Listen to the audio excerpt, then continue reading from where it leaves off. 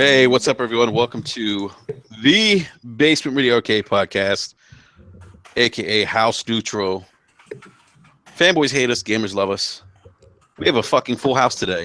This is probably the largest podcast I think we've ever done. We have 9 people, but that's all right. We have a great guest panel tonight. We also have a community guest as well. We have 2 first timers. They're going to be joining us, but go introduce our community guest tonight, Nels Coney. Nels, what's up, man? Not much. Happy to be here. Thanks for inviting me. Let's do this. Absolutely, man. It's a pleasure having you on. You have been a supporter, I believe, from day one. So thank you, man. We appreciate it, man. It's great having you on finally. Yes. We also have Kofi on tonight as a first timer on Brad. Kofi, what's going on, man? Hey, what's going on, man? Really appreciate you sending the invite, man. Can't wait to talk these games. No, absolutely, man. I had the pleasure of being on your podcast too, man. So, yeah, let's talk these games. Without further ado, our first timer here, we have Jack Moo from Weapon Wheel Podcast. Jack, what's going on, man? No, Jack's not there. Hey, what's popping, everybody? Yo, too bad I can't do the horse. The horse. I would have jumped in for him, Hey man, what's poppin'? It's your boy. The pound. You come in. Wait, how's it go? No, we lost him. We lost him. Maybe he'll come back and do it again. Jack probably has one of the best intros to anybody in your podcast. Man. I love it, man. All the time on my podcast, man, is dope. There he is. All right, Jack's back. Hello. Wait a minute, can you hear me? There we go. There we go. Oh my God. Yo, bro, I tried to cover for you, but I couldn't do it, man. I couldn't do the Nobody can do it like you, Jack. You gotta hit it, man. Oh man. Hey, what's poppin', everybody? It's Jack Moo, man. The guru. That's all we get. That's it. We don't get the whole. Way to leave a guy hanging. Yo, that's exclusive to Press Start Podcast. Yeah, there you go. There you go. Yeah, exactly. Well, Jack, man, it's a pleasure having you on, man. Appreciate it. And we have a returning, well, I can't even say guest now because you're not really a guest. I guess you're officially a co-host now of Basement Radio Arcade Podcast. We have Bella, this is what, number 5 for you in a row? Yes, it is. Hello, gentlemen and gamers who are listening. It's always a pleasure to be here and not playing Final Fantasy 15. You're all about that Final Fantasy 15 life, Bella. That Final Fantasy life. How many hours? 70. I just clocked 70. God damn. 70 hours? Yeah. I'm at 60. I think John said you're at 60. Yep. Nice. Yeah, I'm not quite there yet, but that's all right. Yo, John, have you caught the Liege of the Lake yet? Yeah, no, I finished the game last week. I'm doing all the optional content. Yeah, I just caught the Liege today. That was a 2-hour epic battle between man and fish. My wife caught the Liege of the Lake the other night. Oh my God. And then I was like, rack them up. Oh shit. Oh my God. And on that note, we're gonna go ahead and introduce the regulars. John, what's going on, man? I'm literally playing Final Fantasy 15 as we speak. Dude, there's nothing wrong with that, man. I hear that. So if I sound a little detached, that's why. Nah, it's all good, man. It's all good. I'm trying to do these optional dungeons, which are amazing, by the way. Yeah. Sam, what's going on, man? Oh, not much. School's out, so I'm looking forward to actually being able to play some things, until next college semester. I haven't been able to play much over the last week, but I'm looking forward. Titanfall 2 Master Difficulty, that's first on the list. Then Final Fantasy after that. You've got your priorities muddled. Yeah, you do, Sam. You definitely do. B Money, what's going on, man? Not much, man. It's always good to be back here. Another lovely Wednesday night. These games, man. Yeah. B Money, we did all right on what's it called? Destiny the other night, or last week, I should say. Yes, we did, man. You know, I'm always down to get on the stick. So. And when he says we did great, he's actually saying thank you for carrying me the money. Let me tell you something. I had a couple drinks that You owe night. that man a back massage, like a shoulder massage. Like I've seen you two play together. You owe him a massage for sure. You know, it's all good, man. Collective teamwork. I already see where this podcast is heading now. And without further ado, last but not least, Eric Jackson broadcasting from South Florida on his yacht, feeding dolphins. Feeding baby dolphins. Baby dolphins. Nova Scotian sardines. Oh, shit. No, it's going. What's going on, everybody? No, I'm good, man. Just ready to start talking about these games. So let's get it going. Oh, my God. Really? I'm sorry, guys. Yeah, so we have a lot of stuff to talk about. The PlayStation experience. We have some big PlayStation 4 news. Well, why don't we dive into big PlayStation 4 news? So Sony announced that PlayStation 4 has topped 50 million consoles sold. That's sold to consumers. That is insane.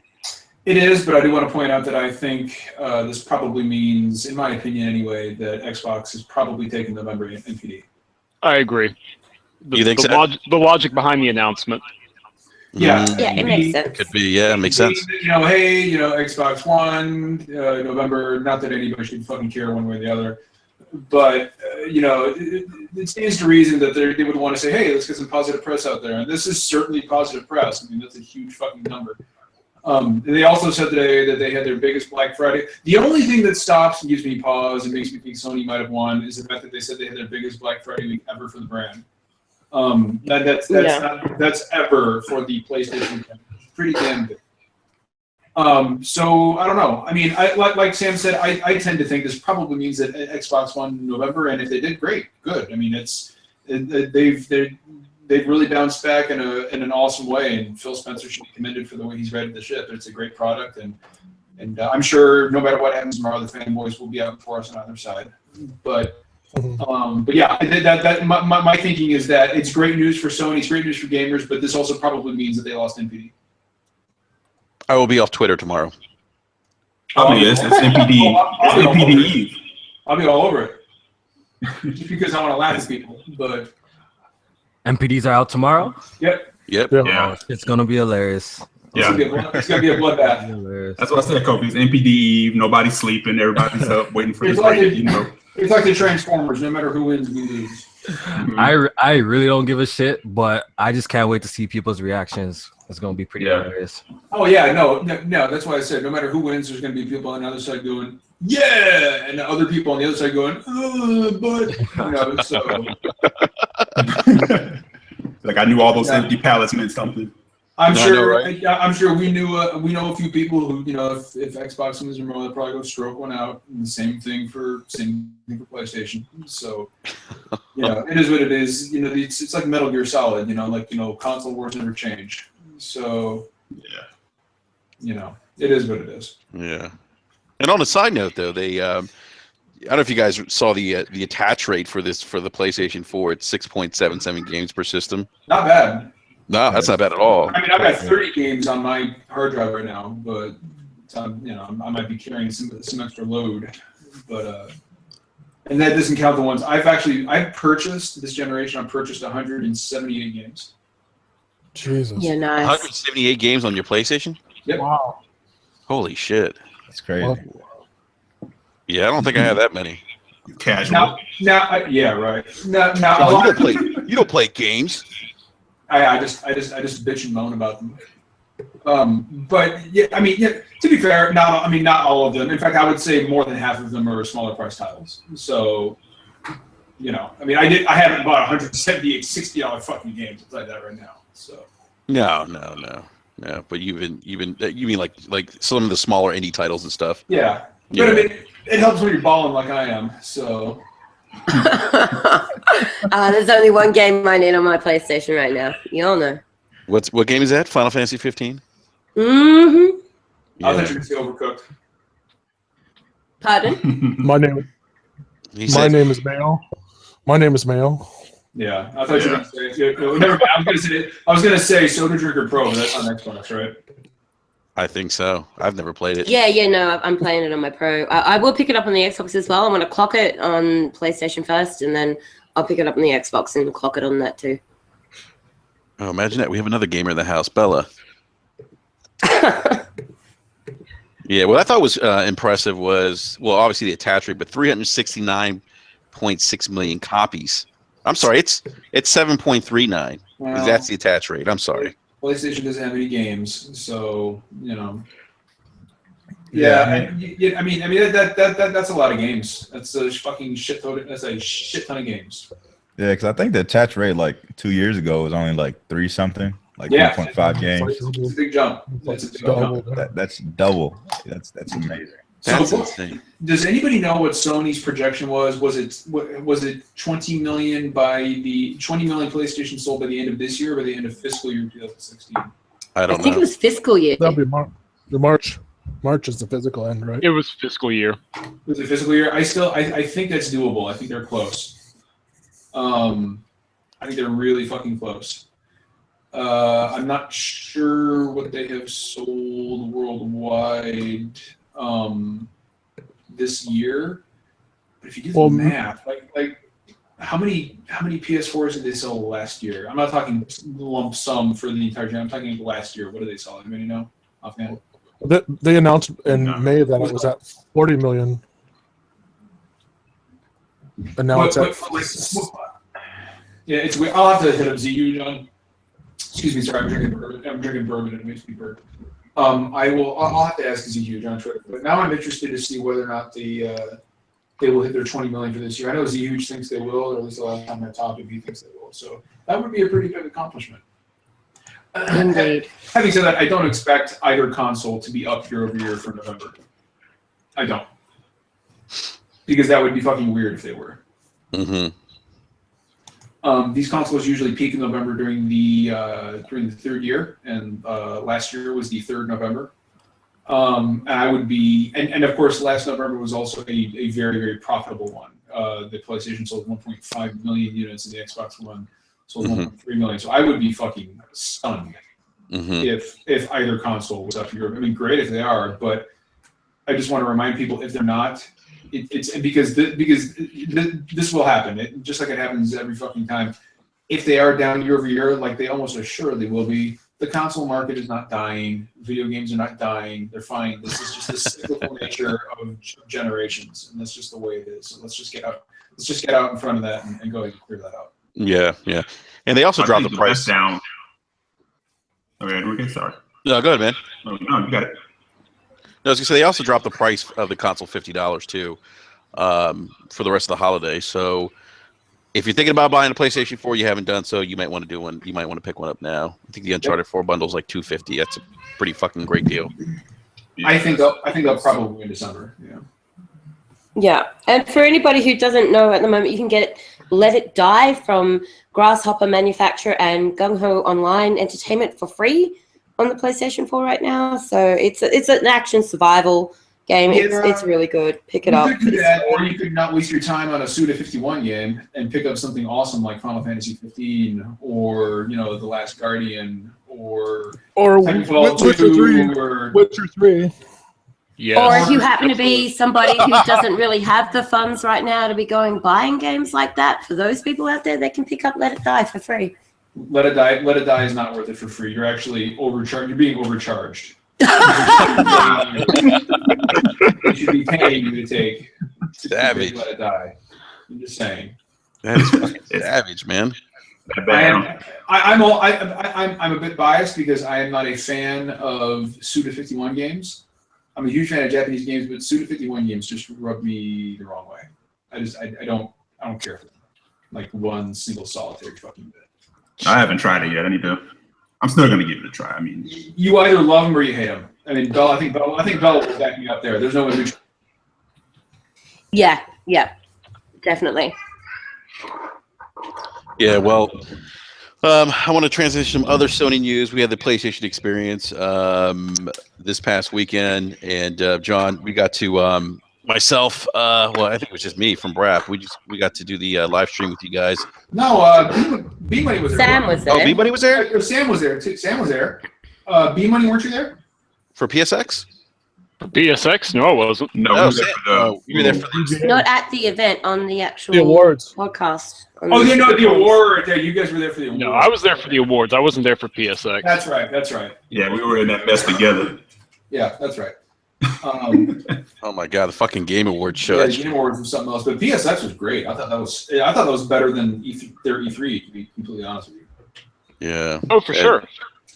That was and you know what? Last year I questioned the need for PSX because I fell asleep during it. And I was like, this is fucking boring. Well, this PSX was it was a huge improvement over last year. Oh yeah. Oh, absolutely. I mean, the highlight for me was that interview with Hideo Kojima. That was awesome. Mm-hmm.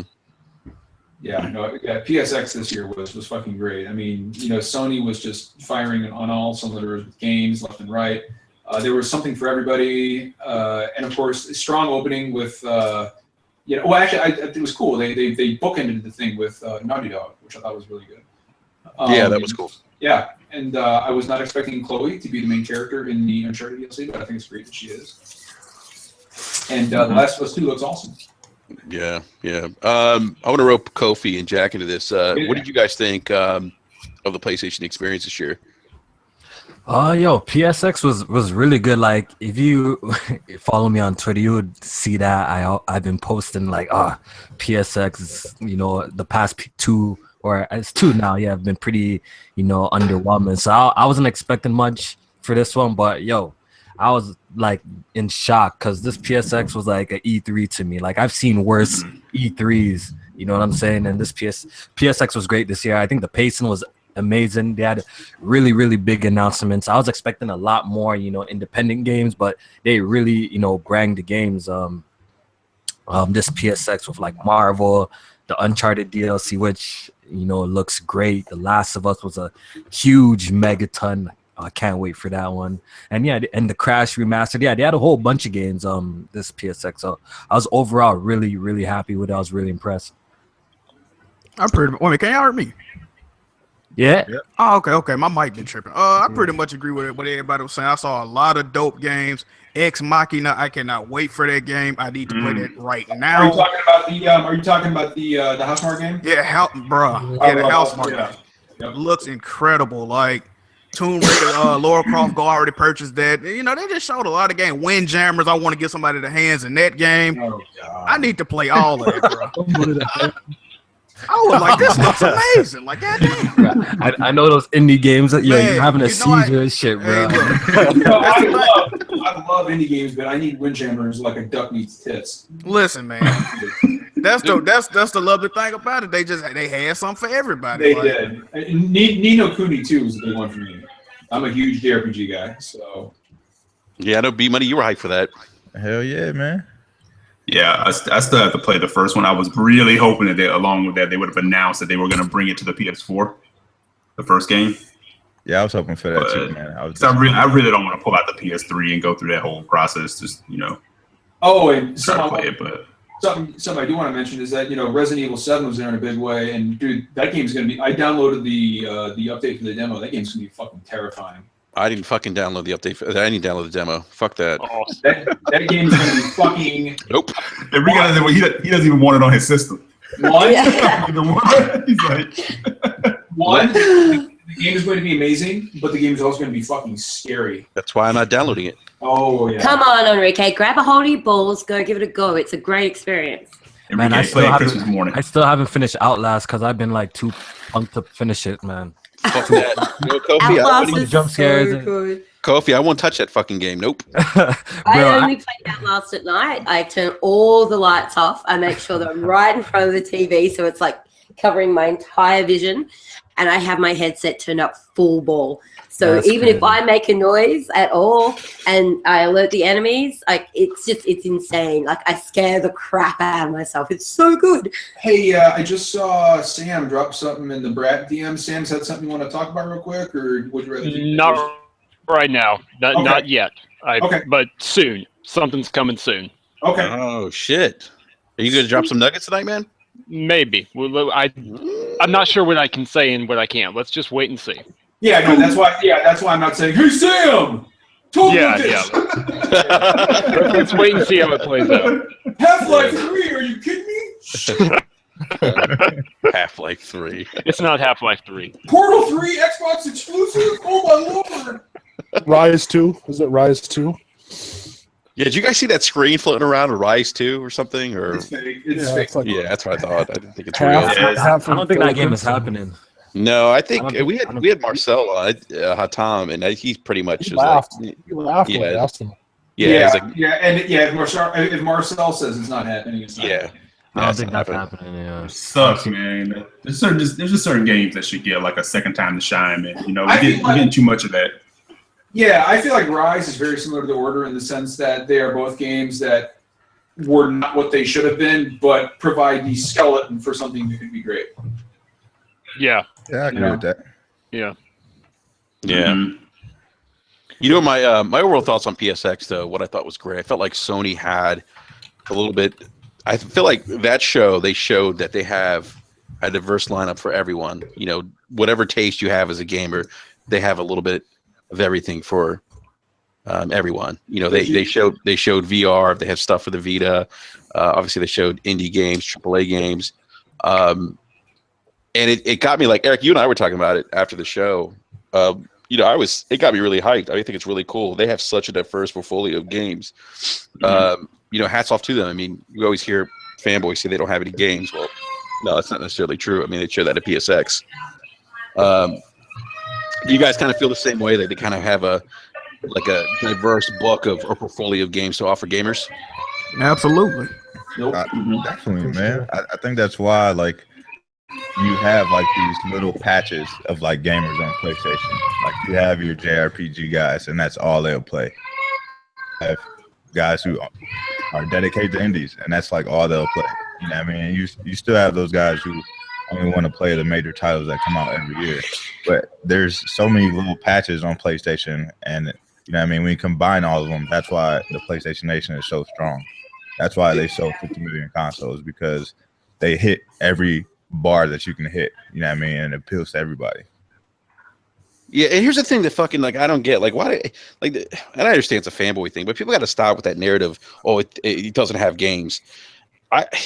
They both have games. They both have great games. No, they do. Exactly. That's my point. They both have games. I mean, but to say that one console doesn't have games is just fucking ridiculous. I mean, they showed that at PSX. They have a diverse lineup of games. They have different experiences they can offer gamers. But whether it's VR or something, or, you know, or a game on the Vita, or if you want to play, you know, game in, you know, not native 4K, but, you know, up-res 4K, whatever the case may be, they have something for you as a gamer.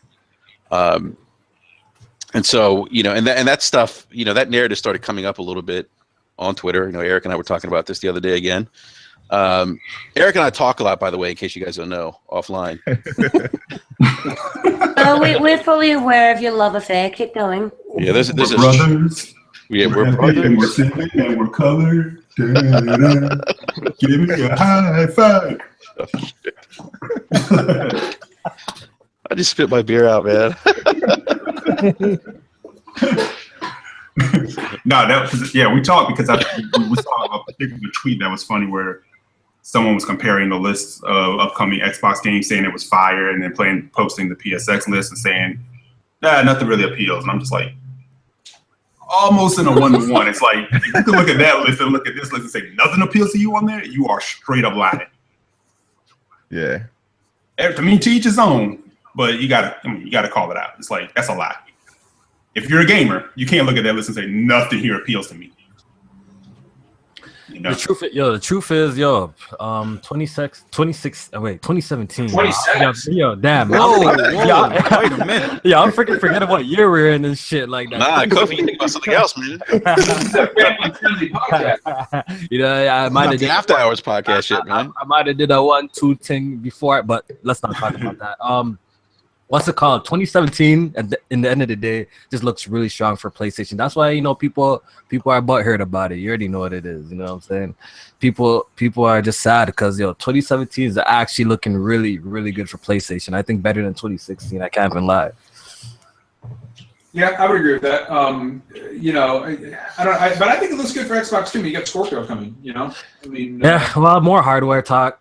Me, I already got a beast-ass PC, so you know nothing's gonna blow me out the water, especially if I'm sitting on a 1080 right now. So nothing's gonna really like impress me that way. Master race. Master. Nah, I'm joking.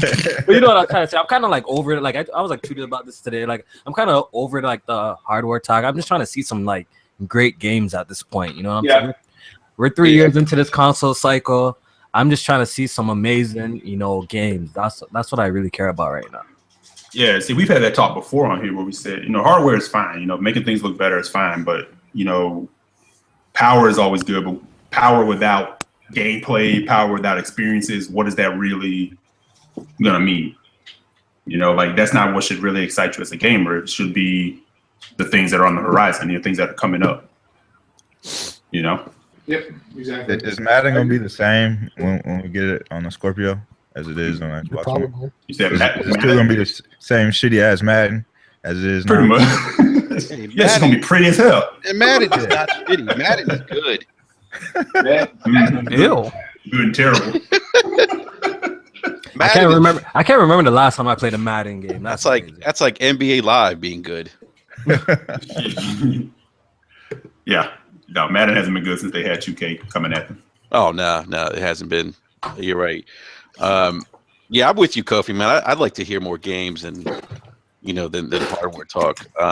And we've talked about this on this podcast with regards to Scorpio. Like, we'd like to see developers use that extra power towards better graphics, locked frame rates.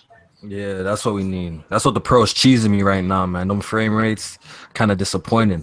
It's a little disappointing at times. Can't even lie.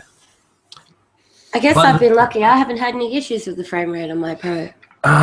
Like I was playing The Last Guardian because, in 4K mode, and I before even Digital Foundry, because I got the game on like really early. So before Digital Foundry even came out with all their analysis and all of this crap, like I was playing Last Guardian on my 4K. And the frame rate was not pretty in the 4K mode, and now that Digital Foundry came out with the analysis, the shit stays around like 27, 26 frames per second, and it doesn't feel. I can tell you that well, so a couple of things in that. One, if you play it, if you turn the 4K off, it's apparently I seen that after when they did the comparisons. Apparently, if you played in 1080p with the Pro, you get a lock 30 this time. Yeah, and like I've got it. I haven't played it yet because Final Fantasy 15. But I will say this: so if games are not running well on the Pro, that's not an issue with the Pro. That's an issue with the optimization of the Pro patch. Developers. This is an issue that developers are going. And I'm not saying it's not a problem. I mean, devs need to optimize their shit better for the PS4 Pro. And I expect fully. And Randolph 419 is a friend of mine. He agrees completely. I mean, the Scorpio will face these same growing pains. I guarantee it. Yeah, for sure. Because when it comes to the third-party games, I know, like, look, all their promises that they're saying for first party or our first party is going to be 4K. I actually believe them. I believe every one of those games that they're going to say is going to be 4K. Like, their first party will be 4K. The first party, yeah. You know what I'm saying? Third party, no. Yeah, but those third-party games, like, you can't tell me that, they're going to be, like, much different than the Pro version. Just how these developers are. You know what I'm saying? What everybody has to remember, every single game, and a lot of PlayStation fanboys said, "Oh, the Pro," and people now Xbox members are saying, "Oh, when the Scorpio comes, it's fucking done." And I'm like, all of you guys need to remember that these games have to run on the base models. Yep, they do. I mean, they if there are, I hate to break it, everybody, but there are not going to be Scorpio exclusives. That would be, and that would be terrible if there were. That would be a bad thing. If there were games that were only in the Scorpio and not on the base Xbox One or the Slim, that's terrible. That would be a terrible fucking decision. Mm-hmm. It would be the same thing. Like, dude, if a fucking PS4 Pro exclusive game came out, I'd be beside myself. And I own a Pro. I'd be like, that's awful. You fragment the user base. You don't want to do that. Not this early. Yeah, like it's bad. I would actually like to see Scorpio exclusives in the future, not now, because it's definitely a bad idea now. But like, I want to see what that what the hardware could do. You know what I'm saying? Because now it seems like the hardware is going to be like held back a little bit since the game has to be be able to run on the base model Xbox One as well. So doesn't that kind of hold back the Scorpio in a sense? It does to a degree, and that actually concerns me from a development standpoint, that developers are now going to have to they're actually being spread very thin at the moment, particularly if you're building a multi-plat game, where you're having to worry about building for PlayStation 4 architecture, PlayStation VR, Xbox One, Xbox One S, Scorpio. That's a lot of architecture to have to factor into the development of your game, particularly if you need to make different builds for each of those. So that does concern me, that they're going to have to spread their resources a lot thinner to be able to achieve a quality deliverable. And that then means that potentially the content that we may be getting from each of these games might be slightly less. Yeah. Hey, Bella. Yeah? I just want to point out, real quick, this has nothing to do with anything we're talking about, but you like Final Fantasy, so this is... Did you know that if you're running around at night, Araneo Highwind will randomly jump out of a dropship and help you? Yes. How good is that? Cool. I was like, is she here to kill me? Everybody get ready. I was like, oh no, group hug. Yay. This is cool. I got into a fight. She joined your party. Just randomly. I'm like, that's pretty cool. I'm kind of geeking out right now. Yeah, and how's Prompto's form with her? He's like all up about Cindy, and then all of a sudden he's like, oh. No, like she just left, and he was like, wait. I just want you guys to know that I'm very proud of my 3 hours that I've logged in up to this point. I've only logged a couple hours too. I'm like, I feel like, I haven't been able. Eric, I'm with you, man. I need a day by myself where I could just play. I already said, man. I told my wife. She asked what I want for Christmas. I said nothing. I said just a day. Take a kid, go somewhere. I just want hours alone, locked in the room. You catch some games. That's it.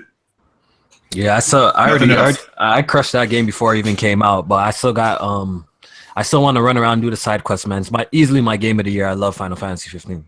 Wow, in a year. Wow. He's been on fire the last couple of weeks, man. I know. I crushed the last Guardian before it dropped. I crushed Final Fantasy before it dropped. I put I think I put about 50 hours into it, but I'm not done with the game. The game is so amazing that I gotta go back and do all these side quests. I want to actually finish them up. Holy shit! That's you know what, Kofi, man. That's amazing because you've been able to play games two games that were in development for basically 10 years. Yeah. Back to back. I know. Yeah, I was like, what? Yeah, before most people got a chance to play them. Yeah. Yeah. So real quick, Kobe, what are your thoughts on Last Guardian? The Last Guardian, I will say this: the story is absolutely amazing. It would make a really, really good animated movie. It really would make a sick animated movie. The visuals, I remember seeing articles on the internet saying that it looks dated, it looks like a PS3 game. No, this game absolutely looks stunning. I was playing this game and I was literally taking a whole bunch of screenshots because just the game is a beautiful game. Trico's feathers, the physics for the feathers is amazing. Just the how the trees and the grass blow in the wind. Even the vines on the rocks, how they blow, everything just comes to life. The art direction is absolutely amazing. So when it comes to visual presentation, it's up there. It's a beautiful looking game.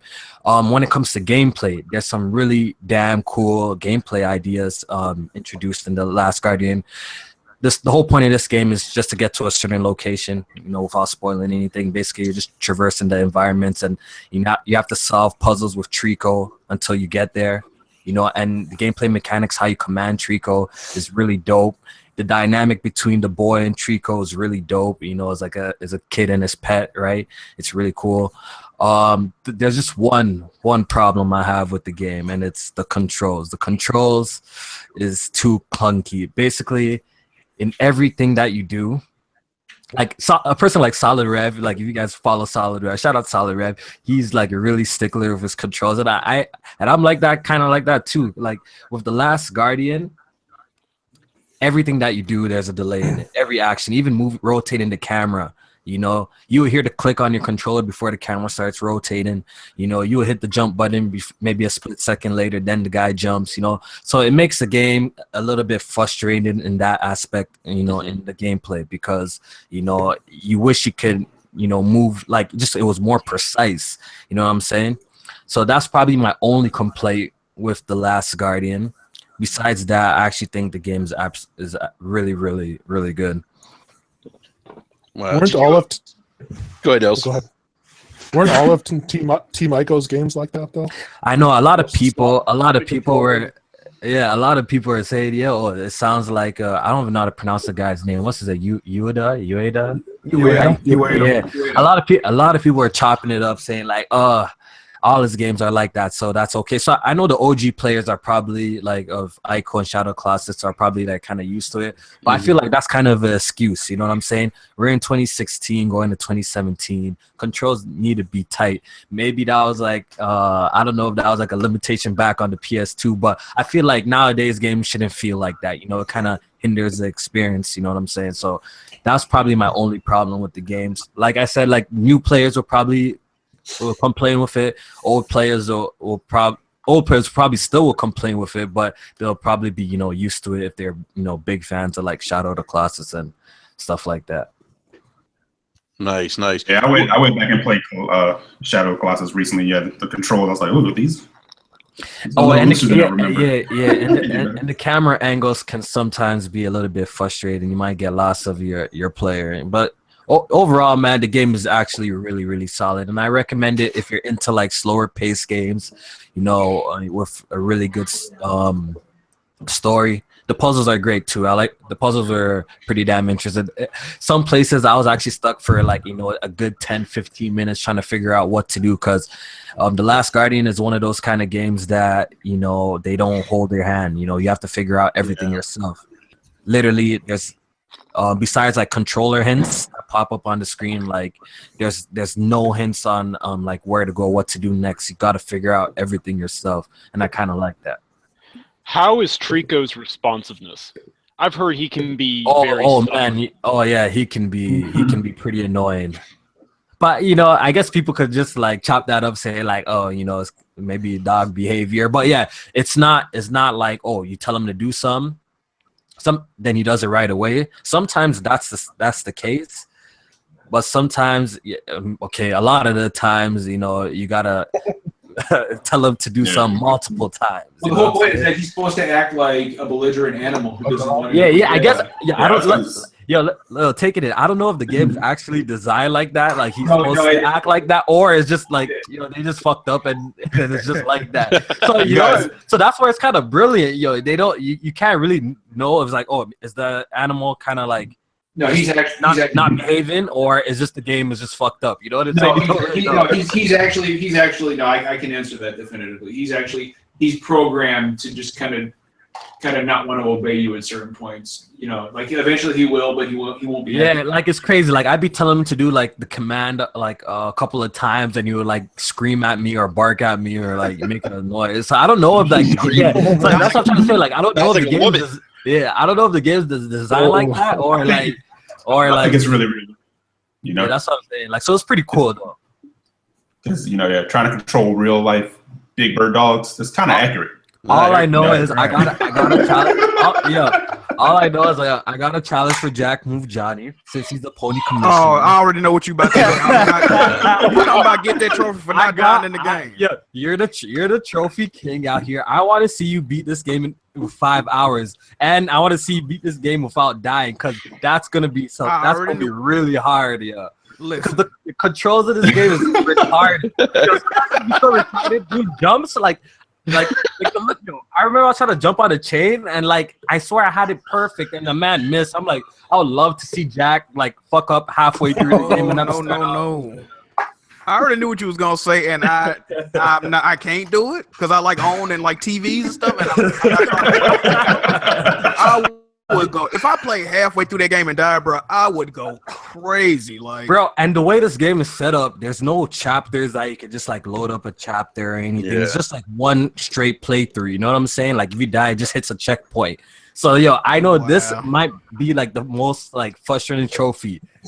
You know, like if the controls are like super tight, I could see it. Like I could see it. You know, it's pretty possible. I know it's possible, but it's gonna be really hard to do. You know what I'm saying? yeah, they're gonna have to pass the response time on them controls. Yeah, the response man, like, time. Yeah, okay. For me, the problem was the response time plus the frame rate drops on the 4K make it pretty like challenging like in certain like scenarios. So yo, congratulations to the guy who gets the playthrough without dying. That's all I have to say, man. I wonder if anybody's like done it yet. Yo, I need to check that. Yo, I think it's I could turn on my PS4. I'm pretty sure it's like ultra rare, like probably like like the highest. Like I don't even know. It probably have 0%. Who knows? Who knows? That's it. 0%. Yeah. Oh, no. Instead of saying ultra rare, it says fuck. Yeah. That's fucked up. Because there's a lot of like, even climbing Trico. Like sometimes you're trying to get to his head to pet him to calm him down or some shit, and you just get stuck at his neck, and the controls don't work right. Like basically your biggest battle of the game is the controls, man. The controls are kind of clunky, man. See, that shit. I wonder if that's something. I heard they're great. Yeah. I'm with Jack on that. I'd fucking get mad and throw. Yeah, I can't do that, bro. Yeah. Trust me. There's some times where like it's fucked. Like I don't know how someone's gonna do that playthrough without dying at least once. Like that's crazy. That's crazy to me. I don't know. I don't know if any of you have seen it. There's this great GIF going around on NeoGAF. Wait. What? GIF? GIF. Yeah. The GIF. He said GIF. He said GIF. GIF, not a GIF. GIF is peanut butter. He said GIF. Yeah, I say the same way, yo. I don't. Some people say GIF. I call it GIF. It's GIF. I say GIF. Tomato, The person tomato. Moving along. I don't condone. There is this great little video clip going around on NeoGAF where the kid is, struggling, falling from a chain. And I haven't played the game, so I presume Trico is supposed to catch him because he's right underneath him. The kid's screaming to him, and he falls from the chain, and Trico just stares at him all the way. Yo, that happened to me. Yo, that happened to me enough times. Like, there's times that I jumped off a high place, and like if you're close enough, he catches you with his mouth, right? I swear, my girl is like watching me play this. I jumped. Literally, he just watched me drop. Jesus Christ, dude. Imagine that was my playthrough for like not dying. Like I You got to trade it in after that. Yeah. I didn't know where around it. Like, bro, I go. would have been lit, bro. The absolute best GIF of that game is probably the one where he's doing the P dance. Have you seen that? No, I haven't seen that. The P dance is the best. The P dance is life. He's just sitting there like this because when he runs, like in this clip, he's stuck in this fucking animation of like basically doing high knees. So he's doing high knees, but he's just stuck in the corner, and so he's running in place doing high knees, and I'm like, this guy needs to take a piss. And so it literally looks like a little boy doing the P dance. He's like, I really have to go. And I'm like, this is all you gotta do. Just Google The Last Guardian P dance. And again, Trico's just staring at you. It is the best. It is the best new meme. It's the best. Oh man, that's hilarious. Yeah, man. Kobe, you just talked me out of this game, man. Nah. Yo, I feel like remember I said the story's dope. Like basically, if it wasn't for the story, I probably I don't know. It would have took me longer to beat the game, but the story kept me playing. The story is actually actually wanted to see what was gonna happen next and what was gonna go down. You know what I'm saying? So that's probably the strongest thing about this game is the story. If out of everything, man. No, I'm gonna copy. I'm picking it up. Yeah. You check it out. I know I'm gonna cry. So yeah, I mean I'm gonna play it. I mean I have it. I got the collector's edition for the statue, but I'm definitely gonna play it. John, how's the statue, man? It's nice actually. It's not bad. I collect nerdy shit like that, so it's I don't know. Pretty big, just like me. I mean, it's thick. Whoa! Oh, come on, man! We still talking about statues? What's going on? But sorry, Bill, I forgot you were there. But sorry, that was very rude of me. You guys should be used to this from me by now. But no, in all seriousness, because I'm used to it doesn't mean I'm gonna tolerate it. You know what's funny? John can get away with saying stuff like that. I say something, and Bell's like, "Oh, your mind's in the gutter." Yeah, I know, right? Well, it's mostly because I'm incredibly charming, but and those guns. And yeah, that's right, exactly. I'm a pretty good looking guy. Boy. I'm pretty good looking guy. But no, it's nice. It's not what I wouldn't have spent hundreds of dollars for it, but for what it is, it's good. The stand is kind of like it's kind of like plastic material. So it's an ashtray. It looks kind of like an ashtray. What's that? It looks kind of like an ashtray. Somebody said. No. I don't think it looks like an ashtray at all. I mean, it's interesting. I don't have my camera on right now because I'm not at my computer. But I mean, if I did, I could pick it up and show it to you. It's nice. I mean, it's good for what it is. I am much more excited about the alloy statue that comes with Horizon Zero Dawn, which I pre-ordered. That looks good. But yeah, no, that's fine. Yeah. Man, I can't remember the last special edition game that I got. It's been a while. I get them all the fucking time. Yeah. You know what I noticed? Like, I feel like it's such a sucker when I buy them day one. You know why? Because sometimes I pop into my GameSpot and I see like a whole bunch of them on the shelf, and they're all mad cheap. Like, I go to like my local Walmart and they still have like the fucking Gears of War 3 limited edition. And they're like, yo, someone come please take this. It's like $20 to like the limited edition of the statue. I'm like, yeah, they're just begging. Like, I even see the Halo 5 the Halo 5 one a lot too over here in Canada. Like, no one wants that. No one wants the special edition, at least. No one wants to cough over that money.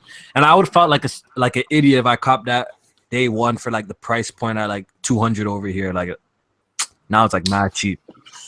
Yeah, because you're right. Because like Gears 4 one looked nice. I was like, I'll be damned if I pay $250 for a collector's edition. Yeah, man. Not happening. And the record one looked nice too with the statue. I'm like, it's a $40 game. How much is that statue worth? That thing was like 100 and what? Like 160. Yeah, that Gears 4 statue looked dope as shit. Actually, when I first seen that, I wanted it, but when I looked at that price, I'm like, ugh. I can't. I need that JD statue in my life. I gotta put it next to my Marcus. That's almost the price of a console, man. Black Friday could have gone. Yeah. Yeah, see, Bells, I have the Marcus, and I said the same thing, but I was like, I can't pay that much for that thing, man. Yeah, man. You won't need to though. Like, you give it 6 months, you pick it up for $50.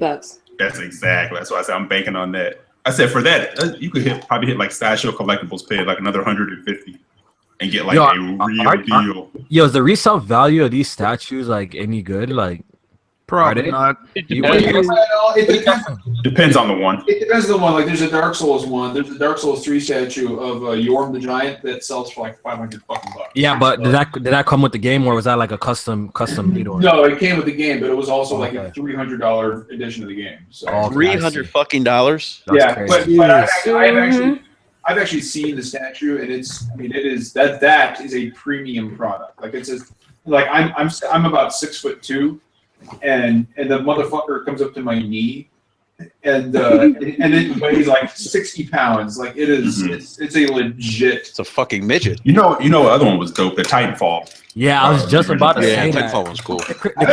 Yeah, I actually like those statues and stuff, and I actually find them cool. But when I really think about it, I'm like, yo, I have no place to put them. Like, on some real talk in my crib. That's the problem. Finding in the box. I have stuff in storage. That's just crazy.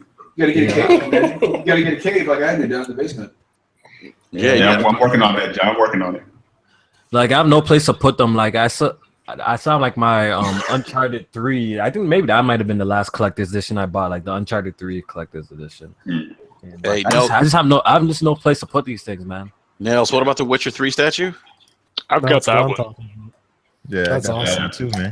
That was valuable. That's really valuable. That statue goes for like $300 on its own, and the collector's edition was $150. So I mean, that was a great investment. I'm about to Google this. I want to see how it looks. That's insane. I can't believe that shit costs so much money. Sam is all over those Funko Pop Witcher 3. You're darn right I am. Sam, I'm buying those too. That's Don, I had a cave, and then I decided to procreate. Oh, that Witcher 3 collector's edition. Hey, that's dope. No, that doesn't matter. I've got a kid. And no, I'm saying I have to rework, like and actually get like another house just for a cave, and that's really worth it for real. Nothing's taking my fucking cave away. It's just oh my god, it's fucking hilarious. So, all right, so so Kofi, man, thanks for sharing your impressions of The Last Guardian. Even though I'm not, I don't know, man. Just check it. Just check it out at a discount, man. I might do that. Man. You don't have to get it day one, like just get it. I might pick it up. Yeah, because I remember that the Halo Reach one. Eventually, you could get that one for like $25. Yeah, just wait a couple. Wait a couple. If you're really not sure and you don't want to, because games are expensive. We ain't rich out here, so. What's it called? Just wait 1-2 months. I'm pretty sure they'll drop the price. I'm pretty sure you'll get a sale on it, and you can just. I'm walking around fucking Final Fantasy 15 in the city, and Gladiolus just randomly says, "The women here are built." Okay. Yeah. I remember that. Cool story, dude. It's. Yeah. Hey, real quick, guys, but kind of back to PSX and. Again, this is something Eric and I were talking about too. We saw on Twitter a lot of people started chiming in about PSX, and then a subject came up. A lot of people were posing the question: should Microsoft looking at doing a kind of their own version of PSX? You guys think this is something that Microsoft should do? Yeah, really. Yo. Let me jump in real quick. I know I've been talking a lot, but let me just jump in for real quick. Look, it would be really, really dope if Microsoft did it. I'm all for Microsoft doing their own, fan event and stuff like that. But the reality of the matter, I think, is they don't have enough content to do that. Yeah. And then the end of the day, that's the reason why. Right now, we're not doing it. Yeah, I think they could do it because they have the Idea Xbox program, and they always show that stuff off, and it doesn't really get that shine that it needs. I think if they kind of boost up some of those games that they have, because they have some really dope indie games too, they just aren't put on the forefront like they should be. And I think if they couple that with some of the big AAA games that they have, I mean, they could put on a show. Their presser might not be as long. It might not be an hour and 10 minutes or hour and 15 minutes long or whatever, but they could show the games that they have, and they could still, host where they have, at least 60 or 70 playable games, at their show, and really do it for the fans. Because if you look what they do at E3 with their fan fest stuff, everybody got, those free controllers or whatever. Hey, be money. They gave away all these swag bags and stuff like that. They could do it on their own if they wanted to. Yeah. Be money. I was going to say, if I go to E3 Fan Fest, man, you got to bring some food for me or something, man. Oh, no doubt, man. I always he's expecting you to bring the tacos. You know what? It was only a matter of time. I was waiting for that. Yeah. But that's a really good point, B-Money, because I know that Chris Charla and Agostina Simonetta put in a lot of effort to try and promote the idea of Xbox program, and it does tend to get buried a little bit on the dashboard, actually a lot on the dashboard of the Xbox, and there are some real pearls to be found in the idea of Xbox program, and I think it would be brilliant to be able to see them showcased in an event like that wasn't just for indie games, that was a part of the console and its infrastructure and the ecosystem as a whole, so that it's not like, no one's going to watch this because it's all about indie games. So we're going to watch this because it's about Xbox, it's about AAA games. We're going to see some of our favorite developers, and then in between all of that, slice in some of the idea at Xbox stuff and just really showcase how much talent and amazing content is available. Yeah, that's a great idea. Yeah. And I think, I think, John, you said that they don't have enough content, but you got to remember, there's still a lot of unannounced content they could probably pull. Well, I would actually like to know what Sam thinks about this. They could do it, and if they were to do it right, it would definitely not be like announcing many big AAA games. I mean, I'm sure they would do one or something like that. But as of late, I've noticed, Phil Spencer likes to play games a little more close to the books. I mean, Quantum Break was announced, that wasn't under him. Scalebound and Crackdown 3, that clearly was planned, even though he got the reins right before it. Any game after that has really been a within the year type thing, if you look at the way they've handled any release dates or anything like that. So, I mean, we don't really know anything of what they're doing past, fall 2017, past Scorpio? We don't know anything coming out after that, right? And I think that's actually smart. It You is. think that's It's very smart? smart. So if they, I actually think that's okay. I'll let you finish. Go ahead. it's okay. I was just going to say, so if they were going to do an Xbox Fan Fest, I mean, they could have game announcements, showcase some of the idea at Xbox stuff, but it would really need to be kind of piggybacking on what Bella said, more of a celebration of the gamers, of the Xbox community, of, maybe these small up and coming developers who are making, 1 or 2 person games. They could do it that way, and I would love it. Yeah, well, what I was gonna say is when I know Microsoft does like announcing stuff that people will be able to play a lot sooner, but I feel like sometimes that's kind of takes away from their what people have to look forward to sometimes. You know why? Because people when they don't show games that are maybe 2-3 years away, I feel like it makes their library look like sparse, on what's announced. You know what I'm trying to say? I get what you're saying, but that's the fault of the consumer. Because I would much rather have a Fallout 4 type situation for every single AAA that is ever released. Yeah, I would like that to is have dope. a blowout of information, and then it comes out in 5 or 6 months. I don't want this whole drip fed over 5 or 6 years. Oh yeah, 5 or 6. That's deep. But so you feel like a game that is maybe 2 years away is too early to announce? Like, say if I announce a game now and it's coming 2 years from now, you think it's too late? I wouldn't if I was in charge of it. I would only announce a game that's coming out within a year max. Okay, I see. For me, go ahead, John. No. I've been talking more than you have. Go ahead. No, I was gonna say for me, like, I think the way that Sony does it is like super smart. You know what I mean? Because you get that investment. You know what I mean? That's what I'm trying to say too. Like you see what's show what's like your roadmap potentially. What it's going to be for the next 2 or 3 years or whatever case is. So it's like the gamer who's ready to buy now is like, okay, I know it's coming like in the next 2 or 3 years. Like, it's cool to know, like, all right, I'm gonna get this game this year or whatever, and like I'll be able to play it. But like, what's coming after that? You know what I mean? I'm investing $400, you know what I mean, or $300 or whatever into a console, and this is going to be the console that I'm going to play on for a long period of time. So if I'm going to make that single investment, I kind of want to know what I'm getting into. And when you show potentially what's going to be there in the near future, that draws the hype. And that's why, like, you can see Sony do a PSX and show all those great games that might not be coming out like right away, but people are like super hyped about it, and people are ready to go out and spend money on buying that console because they know, I mean, it might not come out next year, but potentially the year after, you know what I mean? I have a Spider-Man game, or, you know what I'm saying, whatever the case may be. Whereas, I get what you're saying, I really do, but I just don't agree. I would much rather, as a consumer, actually know what I'm getting to play very soon. That is what will make me buy into an ecosystem far more. That's why I didn't get an Xbox One or a PS4 at launch. Because, sure, go ahead. No, because I feel like something needs to be said. I get what you're saying, D-Money, but I've got to, in a way, I've got to kind of side with Sam here, and I'm saying this as somebody who games primarily on PlayStation 4. This has been an issue that Sony has dealt with ever since the beginning of this current generation. Is the fact that it's nice to know what the roadmap is ahead, but literally every single Sony exclusive has been delayed over and over and over, way past what we originally thought. Like, for example, The Order was supposed to be a launch game. Infamous was supposed to be a launch game. Drive Club was supposed to be a launch game. Deep Down, I don't know where the fuck Deep Down is. I personally think Dreams is getting canceled, if you ask me. The Last Guardian we've been waiting for 10 years. Yeah, they definitely have a problem with release dates. The same thing about Microsoft games, though.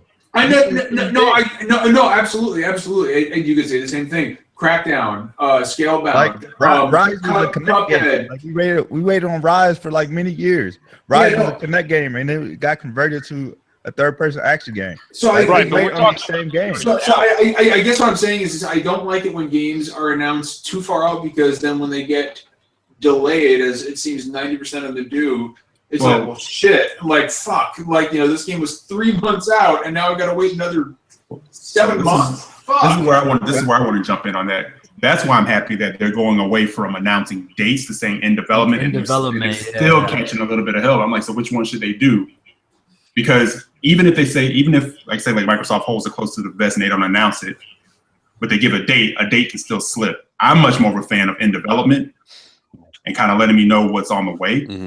Because there's tons of stuff for me to play in between then and now. Exactly. And that's what I'm saying. Like, you could show me what's coming in the next 2 or 3 years, because regardless, the first half of 2017 is already stacked. You know what I mean? Like, I don't care. And I feel like that way attracts more customers too. Like Sony shows all their shit. You know what they got, right? And maybe, you know, like it just shows like what they have for a good while. So I feel like it just makes their library look more attractive just to the regular person. You know what I'm saying?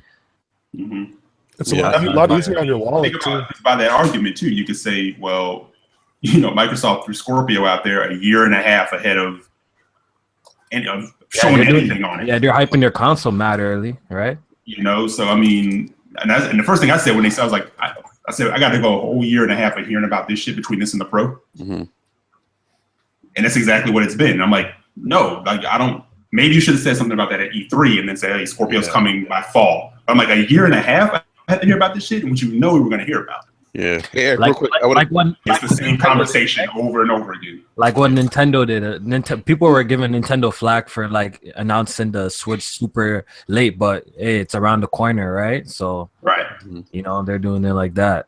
Yeah. Hey, real quick, Eric, real quick. I want to go to Bella on this real quick. Yeah, I mean, I think some of you will already know my opinions on this, but we actually create this issue for ourselves, and I've said this previously. We as consumers, as gamers, we want to know everything now. We want to know what's coming out, what's available in a week, a month, 2 years, 3 years. We want to know if our favorite franchise, whose game we've only just finished playing, it's only been out for a week, is already developing a sequel to it. We want all of this information up front, but at the same time, we're also saying, I don't want to know all of this. I just want to be able to enjoy it. I want, when you announce it, for me to be able to buy it next month. I don't want to have to wait years.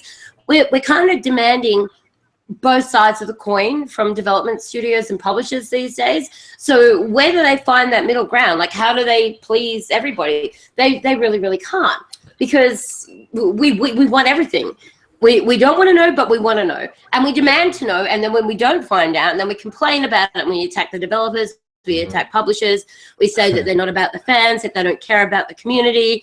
The interaction that we have now with development studios has like amplified exponentially from what we had the ability to do years ago. And I think that we've all become a little bit too, I guess, comfortable in our newfound connection with these studios and how easy it is to have a chat with them on Twitter and talk to developers on forums. And so we now feel like it's our, you know, God-given right to have all of the information we want when we want it. But then at the same time, we're still complaining that we don't want to know these things as early as what we know them. So it's, you know, like, pick a side, make a decision. You either want to know or you don't want to know. We can't keep complaining about one thing and then the following week complain about the other, because, oh, well, I want to know about this. It's my favorite franchise. I have a right to know if they're developing GTA 6. Of course they're developing GTA 6. Shut the fuck up. There's no way they're not. You know, just sit down and enjoy GTA 5. I feel like 2 years should be the limit. You know what I'm saying? Like, at least 2 years, nothing more than that. Yeah, like, I'm not going to say I'm not going to sit. Right, I'm not going to sit and say, yeah, I mean, Sam, you got a point. 2.5, 3 years, that's way too long to introduce something. But I don't think we're always going to get the fallout scenario either. No. You know, because it is an investment. And the thing is, you know, when it comes to console cycles or game cycles, whatever, it's a marathon, not a sprint. And it's always been this way. That's why I don't understand people wanting it all right. Tell me everything right now. You know, and you kind of want some hype. Yep. That's kind of why we do this. You know, that's kind of why we're into it. There's nothing wrong with a little bit of hype. Like, I don't say, you know, don't hype things. We have events where we can hype things. We have PSX, we have E3, we have GDC. We have events all goddamn year long. Tokyo Game Show, like, you name it. There's game shows non-stop. That is where they can hype these games. That is where they can bring them to the table and say, well, this year we are going to be releasing this, or next year it will be coming out, instead of spending, you know, like 4 or 5 years leading up to when a game's going to be actually release, trying to hype it up and build up the pre-orders and try and get, the marketing behind it to convince everybody that they need the most high-end collector's edition available. No, we don't need that. What we need is you just to put your time and money and resources into developing a really good game. Let us know when it's about to release, because then we're going to be even more hyped and we're going to spend more money buying the best possible version that we can of it because we're so excited, instead of our hype dying down over 3 and 4 years because it's just like, oh, well, that game I've been hearing about it for half a decade. Who cares? Yeah, so I know I'm pretty sure all of us here thought PSX was great. So you guys are trying to sit here and tell me right now you guys don't think that the Last of Us 2 announcement was too soon? That's what you guys are trying to tell me? Oh, it was way too soon. Even though they had that like trailer for a year and a half, though. They could have been showed that. Yeah. Hey, I just want to point out, Sam, what you were talking about, I think is live now, and it's not that exciting. Yeah, I saw that. That's actually what I was texting about in DM. It didn't play out quite the way I was thinking it was Never going. mind. Yeah. Hey, real quick, I want to go to Jack on this. Jack, I think you were trying to chime in a little bit earlier too. About the release dates? Yeah. Like y'all said, man, I've always been one of those people that release dates are, of course, for the general public.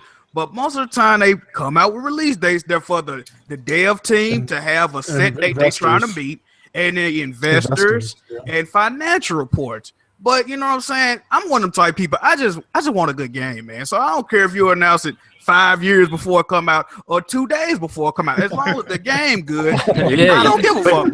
But he right though. If the game's good, either way, like us real gamers are gonna copy regardless. If it's good, I'm playing it. That's how I've been like. What about a fake dealing with? that's how I've been living with these games, like doing how I play games. Like if it's good, I'm gonna play it. I don't care what platform it is on. I don't care if it's something I need to play it. I'm gonna play it. That's how I've always been. You know what I'm saying? Yeah, and I think that me personally, I thought the Last of Us 2 trailer, teaser was positioned nice. You know, they made the point of saying it's in early development because we've all been sitting here talking about that game's got to be coming, and we've been speculating and thinking back and forth. So they gave you a teaser. To me, as long as they don't say anything else about it and they keep hyping it, just let that be what it is. And then when you have more to say, yeah, you know, because now I'm like, I'm ready, and that's enough. Same thing, you know, like with Red Dead Redemption 2. That's like a year away. I saw commercials on basketball announcing that it's a year away. I'm like, okay, it's a year away. That's fine. And we both know, or we all should say both. We all know it could get delayed. Yeah, possible, very possible. People, very possible. I'm still hyped.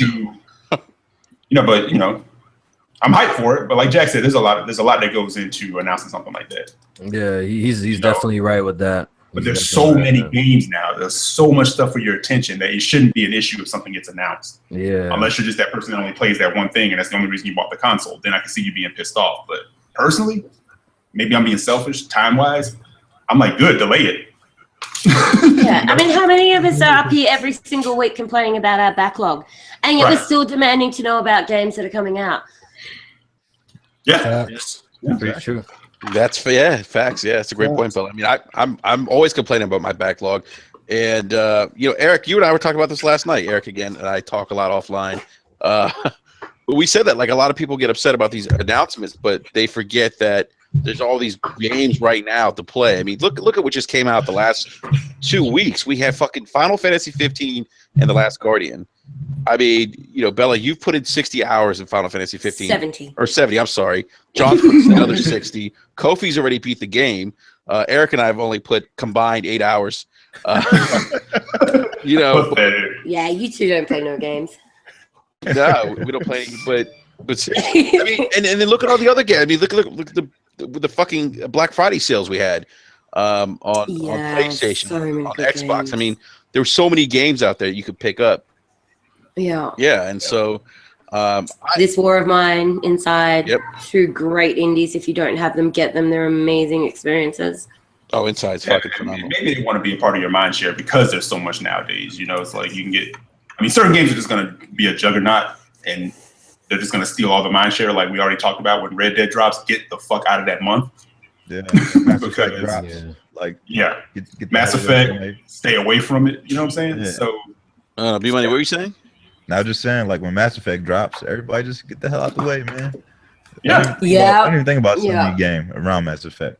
You're just an idiot if you. Speaking of Mass Effect, how about that Andromeda trailer? Oof. Oh, that gameplay was so That shit looks good. so good. Yeah. All the different classes that they showed, man, that game is gonna be sick. Game I of don't the know, year. man. It might have been too much pixels for Jack. I don't know. It reminded me of like No Man's Sky with good graphics. That's what I was saying. Oh, Jack, it was what No Man's Sky should have been. Yeah. And speaking of release dates, did they give one to Next Machina? No, they did not. Oh my god. Well, they still got to do the other joint, Matterfall, first, right? Yeah, they still got. Oh, yeah, They've yeah. never shown gameplay of that though. Yeah. I got a lot to play. Housemarque's Man. gonna be lit, I ain't though, worried man. about these release dates because I still haven't played Mafia 3. Like, there's a whole bunch of games I need to play, man. Yeah, I'm not. Yeah. But I'm not gonna lie though. Like the Last of Us trailer, I know it's not coming out for a while, but the Last of Us 2 trailer was just amazing. I know. Like yeah. I mean, I was so hyped watching that trailer. Can you imagine the conference without it now? Like, Oh. I don't even care if the game is 2 years No. old.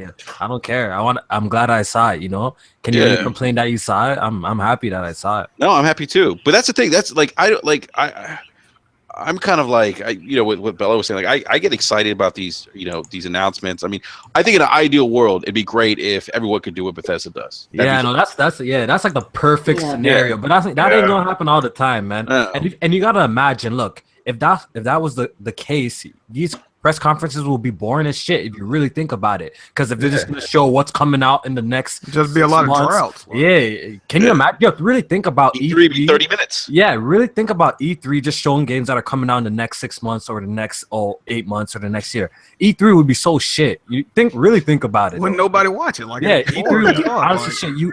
You gotta show games that are coming in the future. At least that's what I'm saying. Like a 2 year gap's not bad. Like 2 year. And it's not like, all their games that they show is like years away. They usually mix it up. What's coming, like Sony mixes it up too, right? What's coming in the near future and what's coming, later down the line. And I actually have no problem with that, Is the problem when the games, what the problems are? The problem is when, that time is up. The game's supposed to come out in 2017. And, we heard nothing about it. It's getting delayed and like some deep down scenario, stuff like that. Then that's a problem. You know what I'm saying? Yeah. But I don't mind games being announced Kofi, 2 years down the line. Yeah. Deep Down was on the back of the PlayStation 4 box when the console released. Yo, That's crazy. Yo, take it in. Can you believe me if I say that sold me on a PS4 too when I seen that for the first Kofi, time? it sold a lot of people on PlayStation When I 4. seen that shit in the presentation before they even Yes. announced the shit, I was like, my God. At that time, I never gamed on PC, so I never seen visuals like that before, right? And that was probably all like scripted and, all snippet and shit. But at that moment, it blew my mind. I was really excited to see what this Deep Down game was about. Look, we in 2016, shit hasn't dropped yet. So now that's a problem. You know what I'm saying? Stuff like that's a problem. But like them showing The Last of Us now, like that's no biggie. When that's ready, bring it on. We've still got a lot of games to play. They showed us games that are coming in the near future. Like I was saying, if they were just gonna show us games that we're getting in the next 6 months, E3, PSX, all of them conferences would be mad shit. Facts. That's true. I agree. Yeah, I agree. Brooke, Bella, do you want to say something? I mean, I guess my highlight for PSX, and I think I touched on this earlier, was actually the announcement from Kojima Productions and Guerrilla Games that they have formed together to create a technical collaboration. I mean, the Decima engine, which they've now named it, and just even learning how they came about the name for the Decima engine and just how much actual history has gone into I guess it's more of a it's like saying, we're presenting ourselves now as a unit, between Kojima and Guerrilla, as opposed to them going, well, we're just going to give it this name. Like they actually put some serious history into the Dutch side of things and ancestry, and they came up with this amazing name that just ties into both cultures, and I think that was brilliant. But just to see that an engine that has been behind the scenes making games like Riggs, Mechanized Combat League, Horizon Zero Dawn, an engine that is amazing enough to create games like this is going to be used in Death Stranding. That for me was a seller. Like, I don't care what I see from here on in. I'm going to be buying that game to know that there is such a wealth of knowledge and technical know-how collaborating. Some of the most talented minds in the world are coming together between these two studios to use one of the most sophisticated game engines ever created. I'm really excited. With lots of drug use. Yeah, it was great, man. There we go. Because I don't know that trailer. First of all, I thought I was looking at Paul Bearer when I saw the trailer. Oh, bro, I said the same thing. I mean, did you guys? I was like, oh, Yeah, it's like he was carrying an urn and shit. Yeah. And I thought the Undertaker was gonna come out. Oh, Undertaker! And I was like, what the? Hey, seriously, Yo, man. Kojima is on another level. Seriously, You know that he is. that trailer is basically Kojima saying he gives zero fucks about what you think. about what's going on. That man's strange, bro. That's all I got. That Dude is a genius, man. Yeah, Dude his is mind- a genius. His mind is definitely really weird. Yo, but it's crazy, man. That man puts a whole bunch of foolishness in the trailer, and everyone calls People him a love genius, bro. What People the fuck, love bro? it. I'm gonna have some Care Bears mixed with some shit in the trailer, and I want people to call me a genius too, bro, just for having a whole bunch of random. No, they gonna shit. call you mentally insane. Yo. You do that. The trailer itself Yo, why isn't what I'm saying Yo. is the amazing thing here. The amazing thing here is the fact that they're bringing together two studios that have some of the most amazing creative minds in the gaming industry, and they are collaborating together to use one of the most sophisticated game engines. Yeah. Can you imagine what a powerhouse that's going to be? Oh, absolutely, absolutely. But to I think B Money's point, I think you said Kojima is a genius. He is, and because no one is doing what he's doing. Nah. Nobody's gonna take that risk, man. Yeah, he's pushing like the artistic value in gaming to like another level. And I think a lot of people, sometimes we forget that the gaming is really an art form or expression of art or life or whatever you want to call it. But and he's doing it. As weird as that trailer was, I mean, no one's doing that. It makes me want. It left me like wanting more. Definitely interesting and weird. That's all I know, man. If I ever become a game developer, I'm gonna have a naked chick with no feet, holding a Care Bear, sipping on some Kool-Aid. Hey, man, you don't with get blood on her to do it, ear, bro. and people are gonna call me a damn genius, bro.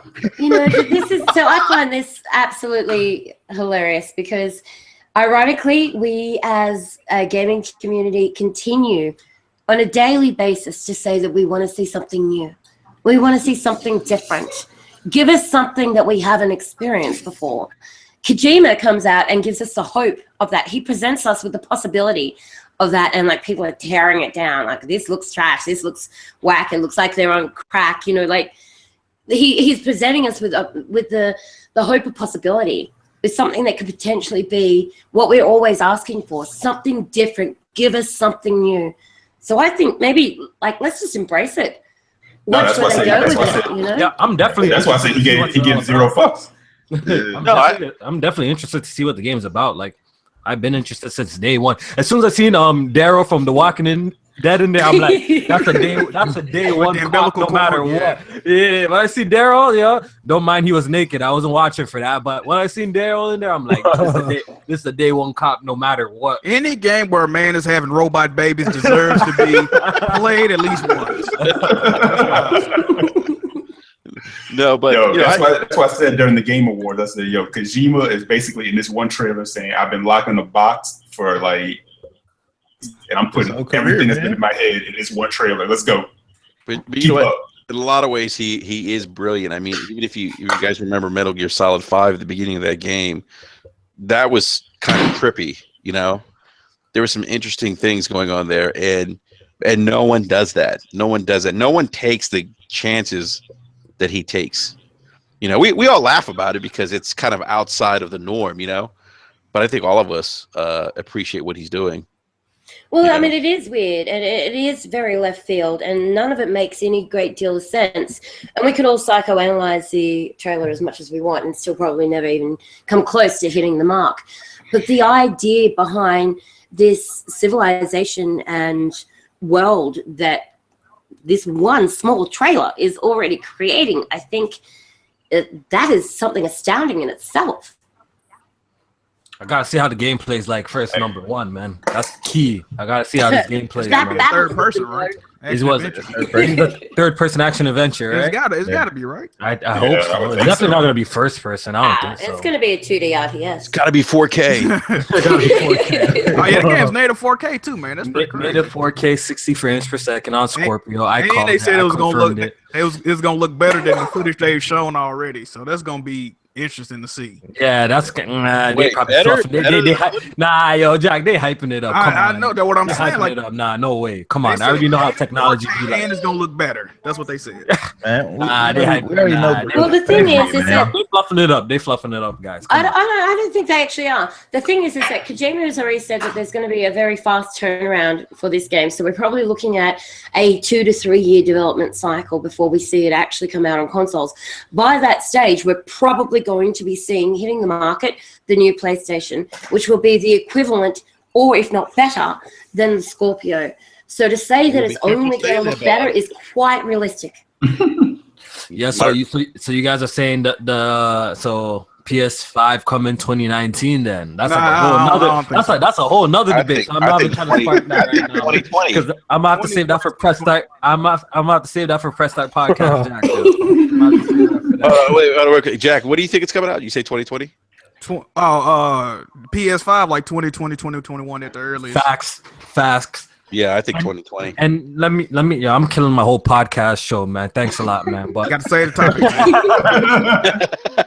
I'm putting my money on late 2018.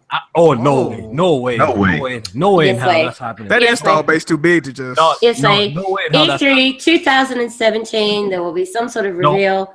Nope. 100% Yep. no. You know why? Yo, look. Yo, we need to swap phone numbers so that in 8 months' time, I can be like, told you. yeah. We definitely have to connect with that. Look, tell me how. Look, the only way PlayStation 5 is dropping sooner than later is depending how much pressure the Scorpios put it on, Sony and the PlayStation brand with the PS4 and the PS4 Pro. If the Scorpio drops, this is my prediction, how I look at analyzing. If the Scorpio drops and it doesn't have any effect on the PS4 wave, explain to me what's the rush out PS5 on the market while it's still killing it? Someone explain that to me. I don't think that is a rush, though. I think that you're presuming that they're not already very far through development and ready to release by that time. I'm sure they're working on it. Yeah, I'm sure they're working on it, but look, the PlayStation 4 is currently their fastest selling product, right? Am I correct or am I wrong? Yeah, You're correct. Mm-hmm. Yeah. So I don't see them in 3 years' time after this, dropping the VR, dropping the Pro, that they're gonna we're gonna rebrand and go to PlayStation 5 if they're still doing really well. I'm just saying this won't happen if they're still doing really well. There's no pressure for them to do this. It doesn't even make sense. They should be cashing out right now. You know what I'm saying? The PS4 is doing numbers. That's what I'm saying. If the Scorpio don't put no pressure on the PlayStation and it's still selling the way it is, I feel like they're gonna cool it and drop it 2020 or 2021. No way. No, I can totally see. I can see your line of thinking. I actually see it from the other side of the coin on that one, is that if the Scorpio comes out and it doesn't actually put a lot of pressure on them, that is a prime time for them to release a superior console, push themselves even further as being dominant in the market, and get all those sales and sell all those consoles. It would be stupid for them to actually allow, if the Scorpio doesn't do well, allow Microsoft to have that time, like they did with the Xbox One, to go through and make all of these changes and these updates and change their systems and plans on how they were going to implement everything and actually make it a very solid and amazing console. Why give them that time? If the Scorpio comes out and it doesn't do well, why not go for the jugular? Release your console that's even better and just sit back and watch the coin come in. Because how I'm looking at it, because I feel like that doesn't really make too much sense if your console's already killing it. If it's still selling, if it's killing it, then why rush it to the market? Because they're a corporation. They're all about money. If they have the opportunity to make more money, if they have the opportunity to take over the market because their competitor isn't doing well and they can actually step forward with a better foot. There's no way they're not going to do it. I think they just fine tune the Pro, if anything. Yeah. And then, 2021, 20, they drop something. I don't think, in 2018, 2019, we see It's a marathon, not a sprint, man. Yeah, they're going to take their time with it. And I remember reading the article said, now they dropped the Pro. They're like, they're not going to drop like another console for a minute. And I feel like 4 years, like almost 5 years, is like the perfect time, especially if you're still killing it. Because I feel like the PS4, it's gonna sell like a lot. It's not gonna do PS2 numbers, but I think it's going to kill it. And I feel like I have a feeling like Sony's in no rush to get rid of this PS4 brand name. Not yet, because it's doing so well. Like, why? You guys are doing so. No, like, I appreciate what you're saying. But you got to also think that in 2 years' time, technology is going to evolve exponentially. We're not going to be looking at 4K TVs as being the new thing coming into the market. It's going to be 6K TVs. We're going to have completely different processors. It's going to be 8K. If they have 6K, I'm going to put a gun in my mouth. Yeah. Real talk. No, wait. Hey, no bullshit. It's going to be no bullshit. It's going to be 8K. Yeah. 20K. Yeah. Who cares how many K? It's going to be the next K TV. The thing is we could sit here and we could argue back and forth for a week about who we think is going to be right or wrong, and neither of us know. So how about we just footnote this podcast and revisit it in 2 years? Yeah. 2018. I actually know, but I'm not going to tell anybody. Is it God of War dropping in 2018? No way, that should come. I mean, I hope shit. I hope so. I hope so. I only hope so, man. Calling it right now, March 2018. Oh, you heard they said they almost done filming all the mocap for that game too already. Yeah. Oh, wow. It's definitely not coming in 2017. Obviously, I bet money ain't coming in 2017. It's definitely a 2018 title. Yeah, that'll be a spring 2018 title. That's a 2018 title right there for sure. In development.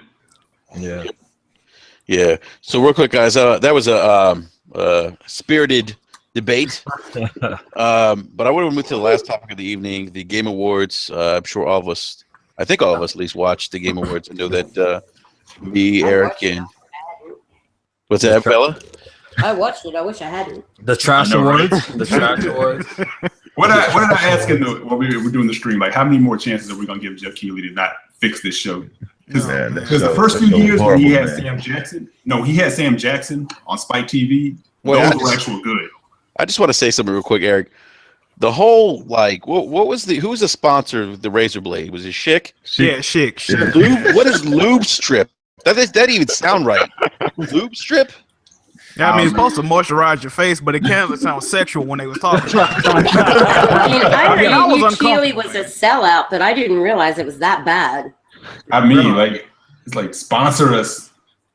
Can you get? They're like kind of save time and shit, and by not showing some of these awards like Street Fighter and just quickly saying it, but they had bare time to like have stupid skits about like this razor blade man and shit like that. And all that music, like, oh my god, I was like, what am I even listening to? That rap. Whoever that rap group was, that rap group was hella trash. I like that. Oh my god, I was tweeting that. Wait, Jack, you liked it? I like Black Beatles, but I will say they put too much emphasis on musical performances over these, these game announcements, man. Like, yeah, I know they probably could have just used one and maybe announce like Street Fighter on stage or some shit. Wait a minute. The reveals were trash. Can we just discuss it? Why are you talking about Warframe DLC? Nobody plays it. Because they have so many registered losers. Yeah, and then she said registered losers. Like, are you? Yo, Jack is hit it on the head right there. The world premieres were hella garbage. That's the only reason why I was watching it. That was the only reason I was watching it. Like, I really didn't care for the awards. Like, yo, shit, I hosted my own awards. I don't give a shit. And it was a lot better, bro. A lot better. Yeah, Kofi, your words were a lot better. I might have been the only one excited for the Warframe DLC though, because we were streaming it live on Super the Forum Gamescast, which goes live Thursday night, 9 p.m. I should plug there it is. Yep. Since John Who dropped, and I don't know what happened, but yeah, I was probably the only one in the chat, the panel that was actually excited for the Warframe DLC. I did play. I dabbled. You got hyped for that? Remember that dude? Yeah, I kind of did. Yeah. You want them loser shoes talking about? Oh, man. Yeah, so I was one of these 70 million users or losers or whatever it was. Oh yeah. Yeah. No, but Jeff Keighley was like, weeks prior, like, oh, it's gonna be fire. We got game announcements that are gonna be like, oh, it's gonna be insane. You guys are hyped for that shit, like Guardians of the Galaxy, Telltales. Like, really, nigga, bro? Come on, get that shit out of here, bro.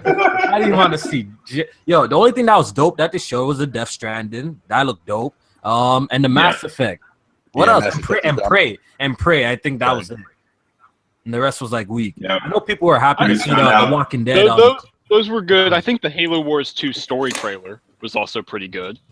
Yeah, it looked pretty good. In terms of building up the lore and, an outside faction that we haven't seen before. But yeah, as an overall, the reveals were terrible. Yeah. Besides those three, and I know some people, I'm going to give a nod to Arsenal. Shout out to Arsenal. I know he was happy about seeing the Walking Dead season. Wait a minute. You forgot something, Kofi.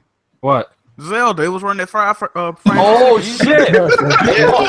yo, forgive me, cause I actually, decided to go to bed because it was so garbage, and I was like, nah, I ain't watching this shit anymore. So forgive me. I remember they showed Zelda. I actually didn't watch it yet, but people were telling me that it was looking not good.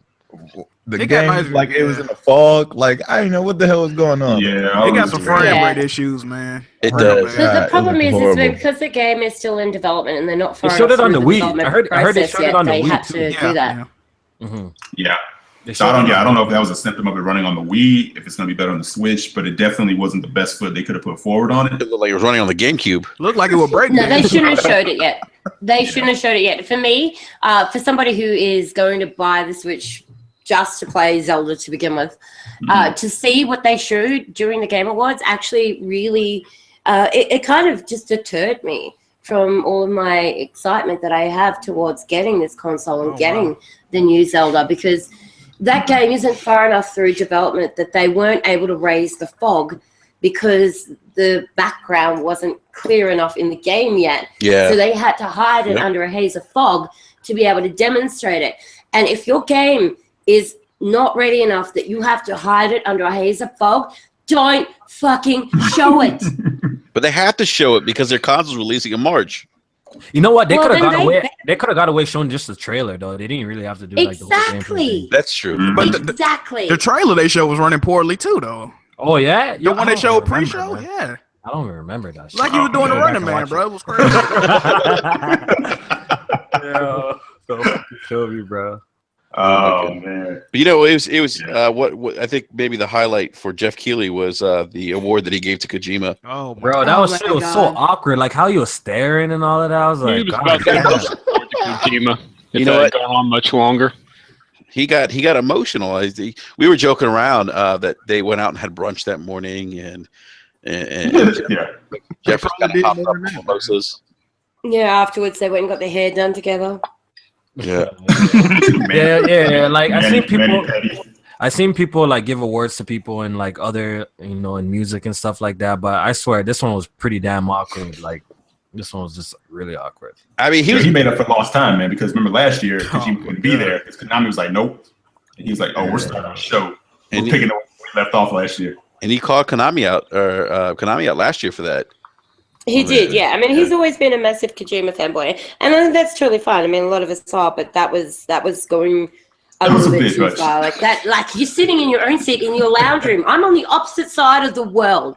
And I was feeling uncomfortable watching that. Hey, did anybody feel like Kojima, like when he was doing his speech, he was like, "Oh, I love you, Jeff." Like I felt like he felt obligated to say that. Like he was about to go down on one knee. I swear he was going to propose to. No, I agree with Jack Fu. He said it like he was kind of obligated to, like hey, I love you, man. Yeah, he's probably like with his boy. Like, what the fuck is wrong with this dude? Yeah, my very best friend who doesn't speak the same language as me, and we have to talk through an interpreter. But he's my favorite person in the world. We're really close. We're bros. Can't sit down and have a conversation, but yeah. So you say he asked the interpreter, like, what's Jeff saying? Oh, he's saying he's in love with you. What? The interpreter's like, yes, Kojima, he love you too. Oh my god. It was really awkward. It was awkward. And Kojima said, "Yo, tell this dude get out of my grill." He's like, "Oh, Kojima, he love you." Oh my God. Like, how do you open up a award show with a lifetime achievement award? I know. Is that supposed to be in the middle or some shit, bro? No, but in an award show where they didn't even give out any awards on stage, really, like They really did. it was all weird. They had a lifetime achievement award and then music, like live acts, and I was like, "What are the awards?" Fuck, man. Yeah. I think he has to quit these game awards, man. This shit. Actually, it got the most viewers though. It got like over. I think it got like I want to say 3.5 or 4.5 million viewers. Yeah. Bro, And then people were getting up and leaving, like the seats were empty. It was like a pep rally where the principal had no control over the school. Although, as much as I didn't enjoy the Games Award, there was actually one moment during that entire process that was really touching, and that I think was, just reminded people how important it is to not just enjoy games because we're gamers, but to also see what it is that the developers put into that game and the message that they're trying to give us. And that was the Games for Impact Award. Yeah, that Dragon Cancer from Numinous Games. That was very, very touching. Yeah, I just want to say that Ryan Green's acceptance speech was just it was really heartfelt. Yeah, that's And probably one of the most real moments. yeah, it was. And it was unfortunate that some idiots on Twitter were making fun of him. And Of whom I've attempted to call out on that, but he won't respond to me. So by all means, at any point you feel like having a conversation with me about it, because we know you're listening, please do. Never will. Yeah, but yeah, I mean, it was kind of disgusting to see people making fun of this. Because it really was a heartfelt moment. Somebody suffered a tragedy in his life and put all his heart and soul into a game based on a life experience that he had. And for people to just mock that and make fun is just tasteless. It's just fucking disgusting. Right. He was able to immortalize his son who tragically died of cancer. Yeah. He immortalized his son through a video game that was able to give other people joy and also perspective. And that is a brilliant thing. This is one of the things that I love most about the gaming industry is that there are so many things that we experience that we don't even really realize how much that is actually impacting our psyche, and also what it was and meant to the people who developed these games to bring that story to us, what they actually had to go through in their lives to be able to, portray this story of love and devastation and celebration of life. Mm-hmm. Yep. Yeah, it's a great point. Were any of you guys surprised by Overwatch Game of the Year? Oh man. Nope. I tried to tell y'all, man. Nothing like setting a precedence for half a game for Game of the Year. It's really popular. What can you say? It's really popular. People love it. If it didn't win, I'm pretty sure a lot of people would be cheesed. I know a lot of Naughty Dog and Uncharted fanboys were pretty butthurt, but at the end of the day, man, it's all opinions, man. It's all opinions. You know what I'm saying? To each his own. Everyone has their own personal game of the year. Like for me, man, Final Fantasy 15 is GOAT. Definitely the game of the year. Hey, Kofi, let me ask you something. You played The Witcher 3, right? Yeah, I did. What's better, Witcher 3 or Final Fantasy 15? Final Fantasy 15. Wow. Mm-hmm. Wow. Get out of here. I'm telling Black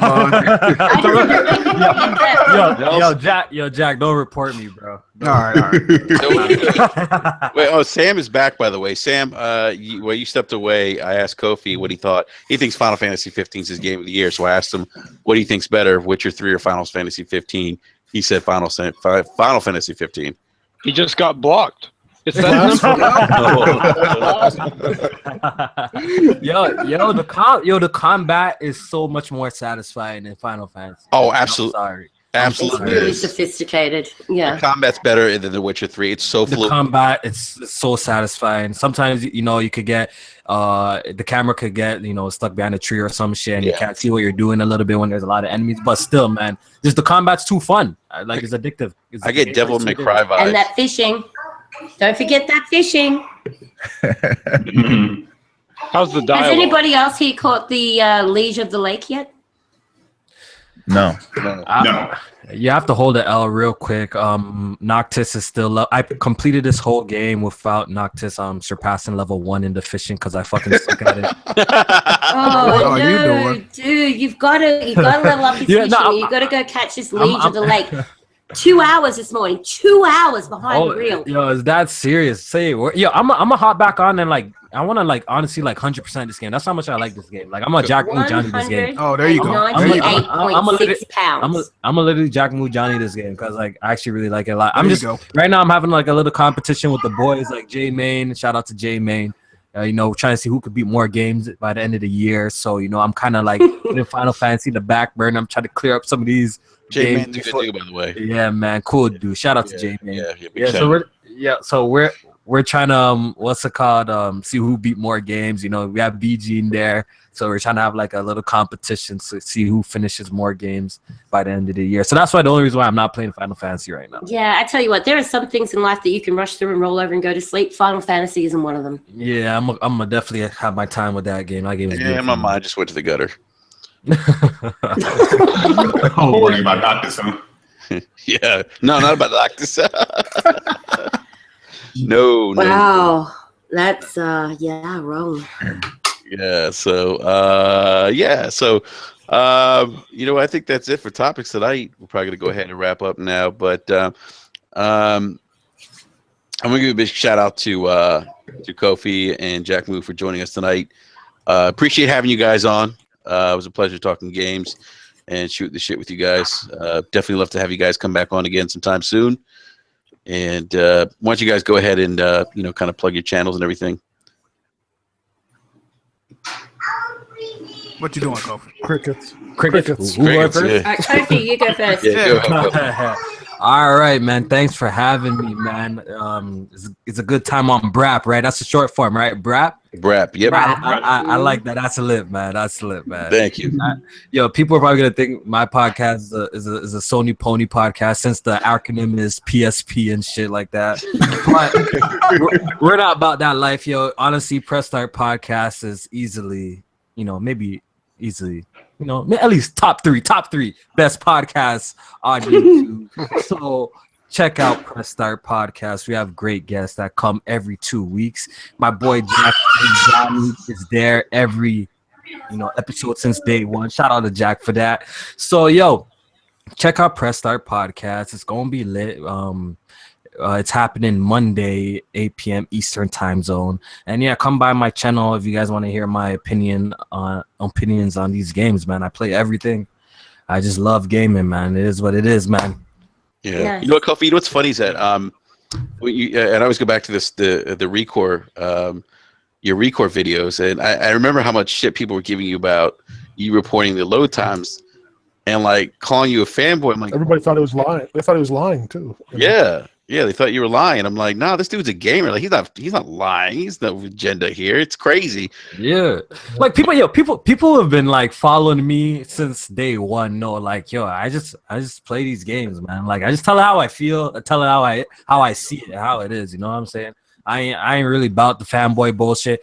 None of my videos on my channel, I have like 150 videos. None of them are any sort of fanboy bullshit. They're all just reviews and just, you know, talking about games. You know what I'm saying? That's what I do. Yeah. Well, we know, honesty is not appreciated by fanboys. Not at all. Back rubbing, consoling. Yeah, you know, whispering what you want to hear. You know, they respond to that. Yeah, man. Not true. Yep, they do. So, but yeah, Kofi, thank you again, man, for coming on. We'd definitely love to have you back on sometime again soon, man. For sure, man. Yeah, Jack Move. I just want to thank y'all for having me, man. I want to thank everybody for checking in. And YouTube, what is it? YouTube, Twitch, and Twitter. Jack Move Johnny. Check me out if you like what I'm telling you. But I will like to point out that I'm a fanboy, but I would not consider myself a corporate slave. So if that sounds all right, I play PlayStation, man. So that's what I'm basically trying to say. But yeah, you know, dude, I just want to say it's a shame that fanboy has come to be a very negative, you know, have a negative connotation. That's what I'm saying. Yeah. Nah, yo. It Damn, used to be we great. talked about Now, that the other day. Yep. Yeah, now if you say fanboy, people will hate on you, and I mean for good reason. So it's, Man. Yeah. The thing I appreciate about Jack, man, yo, check out Jack. Even though he only games on PlayStation, he doesn't mess with Xbox. That's cool, man. Everyone has their own preferences. That's absolutely nothing is wrong with that. But the thing about what I like about Jack, man, he's a smart individual, man. He's open-minded, except when it comes to Xbox. But you know what I'm saying? Like he's not stupid. So check out Jack Mujadi, man. I appreciate it, bro. Check out my boy. I got them trophies on deck too, man. So, them games, man. Yeah, no, he does. He does, and he's got the best intro on YouTube, by the way. Yeah, great. Yeah, I'm gonna give him that. I'm gonna give him that. Definitely best intro on YouTube, man. Yeah. So yes, thank you again, Jack. We'd love to have you back on again sometime soon. Yeah, no doubt. Yeah, thank you again, man. And Nels Cody, man, our community guest tonight. Nels, thanks for hopping on board and shoot the shit with us, man, and for all your support, man. We definitely appreciate it. Cool, yeah. Thanks for having me. This is really exciting to be here. No, absolutely, man, and we love that you're a big Witcher 3 fan because, absolutely, Witcher 3 in my book is still the best console game I've played this console generation. That's because you've only put 3 hours into Final Fantasy, son. Come on, Bella. Look, I can only go by what I've played so far. So yes, just stop damage controlling and start playing games. Yeah, I like Bella, man. Final Fantasy's GOAT, man. I'm with you 100%. Yeah. Well, I'll put some time into it. I hope soon. More time. Probably after this podcast. I think. But yeah. And without further ado, Bella, thank you again. This is week number 5 for you in a row. It's been you've spoiled us by being on the podcast 5 weeks in a row. For those you don't know, Bella literally lives like on fucking the other side of planet Earth, and so we appreciate you coming on board and joining us the last 5 weeks. And now you're officially a member of BRAP. So congrats. Congratulations. Oh crap. I mean, thank you. I don't know if you know what you got yourself into, but it's always a pleasure joining you, gentlemen. It's always a good conversation, and I just want to give a quick shout out to all the people who won't play Final Fantasy because they don't know the franchise. You're cheating yourselves. Big shout out to the people who spend more time talking about games than playing them. You're an inspiration. Oh, I like that. Okay. Yeah, and big shout out to today's guests. You made today's podcast a lot of fun. Bella just hitting below the belt. Man. See, that's why you want a Bella Rise. That's why you want a Bella Rise on your podcast. You know what's funny though, Bella? People don't fuck with you on Twitter. Oh, that's their favorite game. That and Popularity Wars. They're like boss level at that shit. For real. If achievements and trophies were handed out for that, oh my God. Oh shit. Yeah. So, well, thank you, Bella, and we look forward to having you on future podcasts. So, B Money, always a pleasure, man. Love having you on. Of course, man. I'm here every week, ready to talk these games, and appreciate all the guests that came through, man. We had great conversation this week, so look forward to next week, and let's get back to gaming, man. Sounds good. Last but not least, Eric, thank you again, man. And always a pleasure. Always have a ton of fun. Yeah, thanks to everybody for coming through. Jack, Kofi, Nels Coney. It was awesome, man. We got to have you guys on again. Yep, no doubt. So, great live chat, by the way. We forgot Sam. Yeah, absolutely. Great live chat, by the way. I don't think you heard what he said. So, Enrique. Sam, thank you for being here today. Would you like to do your wrap up? Oh, man. Holy shit. This is why he has me here. So the win this shit happens. Wait. Yo, Jack, I think I'm rubbing off on him, bro. Wait, I be forgetting fans too, bro. Kofi, I was on the podcast, so you forgot to introduce Hip Hop Gamer. Oh, yeah, you was. I remember. Oh, wow. Yeah. Oh, shit. Yeah, I fucking started the podcast. That dude was probably sitting there on camera like, yo, this nigga's not going to say my name, bro. Yo, bro, I was dying. Yeah, yo, something's wrong with me, yo. Lately, I've been forgetting people, man. But, yo, continue, dude. Yes, Sam, my brother from Riviera. I'm so sorry, man. All is forgiven. All is well. Thank you again, Sam. Always a pleasure to be here.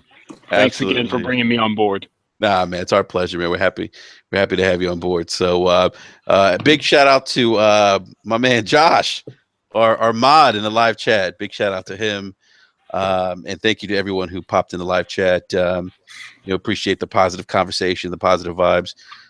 We don't do any of the fanboy shit, so you won't see that in our live chat like you do in other podcasts. But No, check you us got to out. go to our Twitter accounts to see that. Yeah. Yeah, right. Yeah. So speaking of Twitter, if you guys want to give me a follow on Twitter, I'm at Aries Gamer. That's AreezGamer.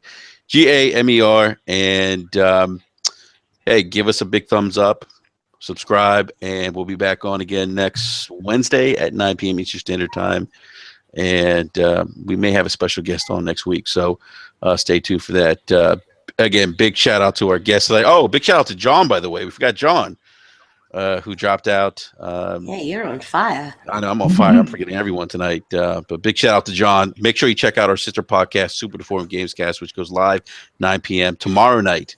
They'll be on talking video games. So everyone on the panel, thank you again. Our guests, big thank you. And we'll catch you guys next week. Peace. This has been another Brap podcast. Laters.